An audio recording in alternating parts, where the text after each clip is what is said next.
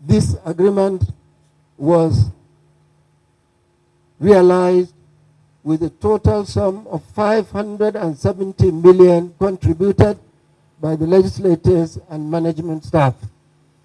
Mr. President, distinguished ladies and gentlemen, the magnificent state-of-the-art edifice you are about to commission is the result of the moral and financial commitment of Muslim members of the 9th session of the National Assembly and Muslim staff of the National Assembly. Apart from earning Allah's pleasure, these lawmakers have set the pace and made history by providing what is long overdue to the Muslim members of this huge legislative community.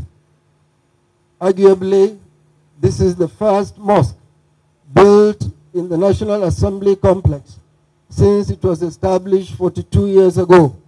May Allah subhanahu wa ta'ala reward all abundantly.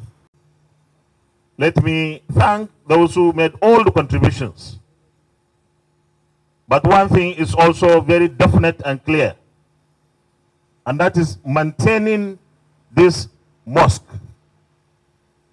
Those who made the contributions, 400,000 per month for a senator, 250,000 per month for a member of the House of Representatives of the 9th Assembly. We have our brothers and sisters who will come in the next session of the Assembly, the 10th National Assembly.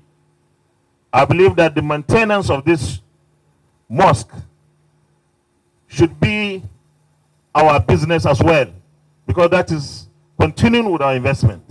But of course, what would be expected may not be too much like we had contributed for the initial building. A certain figure, a minimal figure, just to be in our coffers to maintain the mosque and of course provide services to our Muslim brothers and sisters wherever necessary.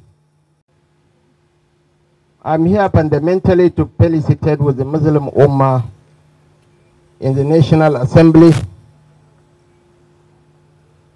for contributing resources to build this edifice. Most especially, we have to recognize the crucial role played by the President of the Senate and the Speaker of the House of Representatives, without whose consent, not a single deduction could have been effected for the construction of this mosque. Your Excellencies, distinguished ladies and gentlemen, we should all consider ourselves as travelers. From where? From God. To where? To God. What are our bags and baggages?